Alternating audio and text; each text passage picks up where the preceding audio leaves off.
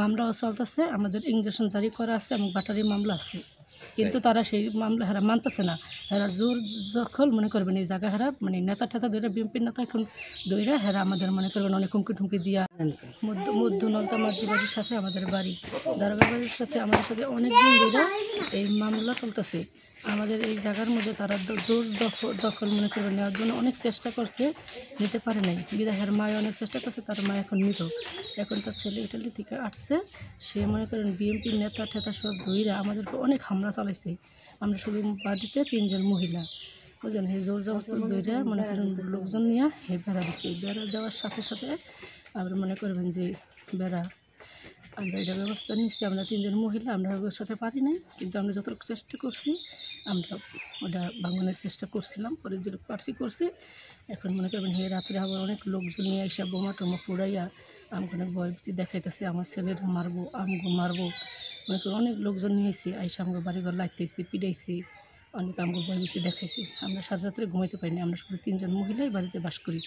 এই সম্পত্তিটা কি আপনাদের পৈতৃক সম্পত্তি? হ্যাঁ, আমাদের পৈতৃক সম্পত্তি। আর হেরাইলো কিনা মালিক, হেরা 3.5 শতাংশের মালিক, আমরা 7.5 কারা মালিক। আমাদের কাগজ এবং RS এর BRS এর সব কাগজ আমাদের হাতে। যেখানে বেড়াটা দিছে গতকালকে, এই বেড়ার জায়গাটা কি আপনাদের এটা মানে আপনারা বলতেছেন?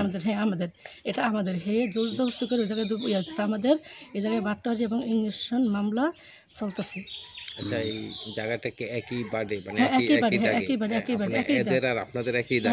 হেরা কিনা রাখছে আর আমাদের এলো নিজের সম্পত্তি। ওরা কারা, নাম কি, কারা কিনে রাখছে? কিনা রাখছিল উজ্জ্বল খান, রাখছে হলো মনে করেন হায়তুন্নেসা, হে মারা গেছে, এবং রাখছে হলো যে হায়তুন্নেসা কিনা রাখছে।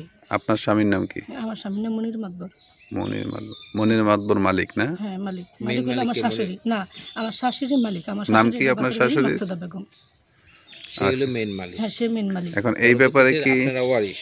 হ্যাঁ, আমরা ওয়ারিশ। মানে তার ছেলেরা আর কি হ্যাঁ, ওয়ারিশ। তার ছেলেরা এই ওয়ারিশ। ব্যাপারে কি আপনারা থানায় কোনো অভিযোগ করছেন? হ্যাঁ, আমরা অভিযোগ করছি, আমরা জিটেনটি করছি, এবং আমাদের মামলাও চলতেছে। আমাদের ইনজেকশন জারি করা আছে এবং বাটারি মামলা আছে, কিন্তু তারা সেই মামলা হেরা মানতেছে না।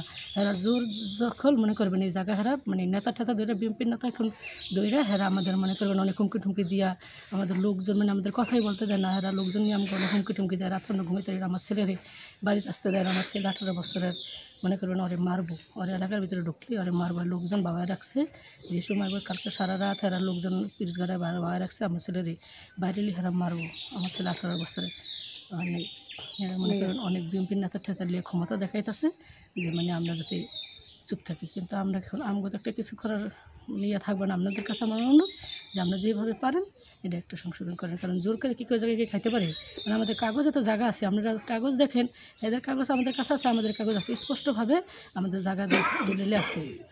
আমরা তো দলিল না, আমরা এলো মেন মালিক, হেরা এলো দলিল, হেরা এলো মানে কিনে রাখছি, আমরা তো কিনে রাখি নাই, আমাদের তো নিজেদের সম্পত্তি।